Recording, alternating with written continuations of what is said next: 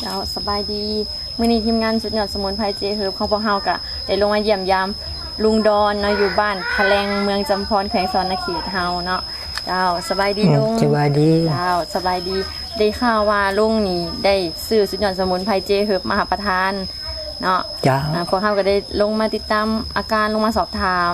ว่าก่อนลุงสิหาประทานสุดยอดสมุนไพรเจเฮิร์บนี่อยากให้ลุงเล่าให้ฟังว่าอาการเป็นแบบใดแล้วก็หลังจากที่เฮากินไปสักพักหนึงแล้วอาการเป็นแบบใดนะเจ้า ในก่อนสิซื้ออันสมุนไพรเจเฮิร์บมากินนี่เนาะพังวิทยุได้ยินเขาเอาเพราะว่าพอเองนี่ก็ปวดสนหลังนี่ปวดอันนี้มันเลียวหลังยังบ่ได้ตะกี้มันแข็งมันปวดเนาะแล้วคิดว่าไผกินก็คือว่าดีเบิ่งไปซื้อมากินลองเบิ่งว่าหาลูกไปซื้อน้ำห่านเทายานเด้เอามากินกองนึงก่อนว่าคือเบาเฮาเลี้ยวสิเสือมันก็ลั่นบ่รู้ว่ามีแห้งตะกี้มันบลันที่เขามันบลันแล้วมันเจ็บเลย มันปวด มัน เนาะ ปวดหรือกินเห็นมันลันเห็นมันเบาแล้วไปซื้อมากินอีกเนาะกล่องซองนี่ โดย กินกล่องซองนี่ก็กินแต่มื้อหนึ่ง2 เม็ดเนาะมีเช้าแมลงสิหมดแล้วแหละยังแพงปลายยังแพงครึ่งมันนี่แหละกินอยู่คือไข้แน่ว่ะ มันนี่อาการอย่างอื่นนี่บ่มีหยังมีแต่เจ็บมีแต่ปวดสันหลังซื่อๆเนาะ ปวดสันหลังกับกระเพาะ กระเพาะ กระเพาะก็สิไข้แน่ว่าคืออยากกินข้าวมันวินหัวนำตะกี้เลยเนี่ยนี่จนบ่ได้ขี่รถจักรขี่ไปบ่ได้ดิ ยินหัว มันวินหัวเนาะมาเบิ่งครึ่งเบิ่งปะบ่มีผู้ไปซื้อของกินให้เจ้าว่ากูไปได้เนาะแกงกอกว่ายังขึ้นอยู่ได้เงิน เลี้ยวแกล้งเบิ่งคือบ่วินว่าเจ้าก็ไปได้ฟังเนี่ยอันยังบ่ทันได้ลองขี่ ยังบ่ได้ลองไปเนาะ บ่ แต่ว่า ยัง เรื่อง กิ กิ น น ไป ข้าวแซ่ ซะ บนี่ได้ซะลง เขานี่ก็คืออยากแล้ว แต่เก่านี่บ่คิดอยากเลยเนาะแล้วก็กินข้าวแซ่บนอนได้นอนหลับสบายอยู่บ่ ถ้ากินอันนี้นอนรับเนาะยามแมลงเอานอนห่มงาบายมุ่งหนึ่งจังห่มมือเนาะหลังจากนั้นไปก็รับอีกก็พุ่นแล้วบัดนี้5-6 โมงพุ่นแล้วจังห่มมือ ปกติ ตะกี้เนาะมันปวดสิมือกายน้ำผากติดความเป็นง่าย มันนอนบ่อยากหลับ อืม ก็ถือว่ามันก็มีส่วนลดอยู่เนาะก็ถือว่าเบาเนี่ยเบากว่าบ่เฮาบ่ได้กินนี่ โดย เพราะว่าติงมันก็ลันเนาะอันนี้น้ำสันหลังนี่ดิมันก็ไข้นี่ มันก็ไข้ขึ้นกว่าเก่า ไข้ เนาะ กว่าเก่า แต่ที่แบบว่ากินข้าวบ่แซ่บนอนบ่หลับก็มันก็นอนหลับดี ก็นอนหลับ แต่บัดนี้ในช่วงแรกที่ลุงกินนี่บ่มีอาการแบบว่าเจ็บคิงปวดคิงบ่ ปวดนั่นแล้วกินหอตะบิดนะ กินข้าวทำอีนี่ปวด ปวด ปวดแห้งบ่ ก็ถือว่าเฮาเคยอันเดี๋ยวเฮาติงอ่ะมันเคยเจ็บเนาะเจ็บบ่แห้งบ่เฮากินแล้วเฮาติงก็คือเจ็บพวกเขาก็เจ็บได้ตอนนั้น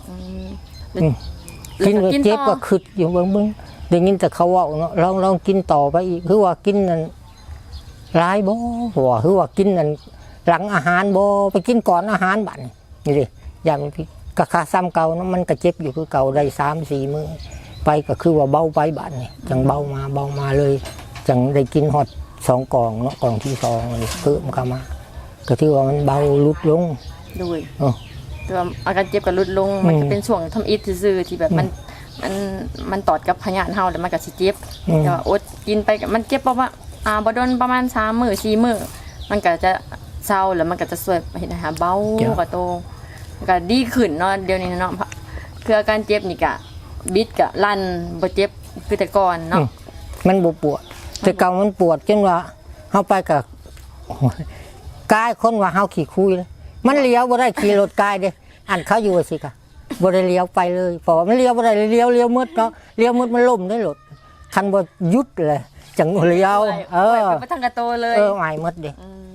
มันปวด คือเดี๋ยวนี้อวยได้อยู่บ่เดี๋ยวนี้ นี่หันก็ได้แต่ซ้ำนี้เนาะอันนี้ยังอวยได้อยู่ในซ้ำนี้ตะกี้มันแข็งกว่านี้มันอวยบ่ได้พี่มันคัดพี่มันจองพี่จองสันหลังพี่มันโบราณมันจะเกเรอยู่นะ มันบ่ลั่นอวยก็บ่ได้ตะกี้อวยก็เจ็บ เจ็บ เดี๋ยวนี้อวยน่ะบ่ อวย เจ็บ คล้ายๆแน่ ก็ยังอวยคล้ายๆแน่หากกินได้2 กล่องเนาะ 2 กล่อง ก็บ่ได้เบิดซ้ำเนาะ ยังแพงหนึงกับในแพงกินนั่นก็ยังบาง4 เม็ดนี่มั้ง โดยเจ้าก็มีแต่รบกวนลุงทำนี่เนาะโดยมีแต่อยากให้กินรับประทานกันต่อไปถ้าแม่นรู้สึกว่าดีขึ้นแล้วนี่ลุงก็ลดปริมาณกินก็ได้จากที่แบบเคยกินเช้า2 เม็ดแรง2 เม็ดก็มากินเช้าเม็ดแรงเม็ดก็ได้ จ้า โดยเพื่อ พื่อให้มันบ่ให้มันขาดสารอาหารเขาไปหล่อเลี้ยงร่างกายหรือว่าเขาไปปรับสมดุลของร่างกายเฮาบางเทื่อนี่มันอาจจะเป็นกับเส้นเนาะอาการที่เฮาเป็นอยู่ตอนนี้ก็กินเข้าไปเรื่อยๆมันก็สิค่อยคลายเส้นบ่แม่นว่าเฮากินปุ๊บแล้วมันสิเซาปั๊บพอตัวนี้มันจะเป็นอาหารเสริมบ่แม่นยาปัวอันนี้มันจะช่วยเสริมสร้างร่างกายเฮาให้มันแข็งแรงหรือว่าดีขึ้นก่อนเก่าเนาะโดยมีแต่คอยกินไปเรื่อยๆมันก็สิช่วยเฮ็ดให้เส้นเฮาคลายแล้วก็เฮ็ดให้อาการเจ็บที่เฮาเคยเจ็บก็ลดลงแล้วก็มันก็จะ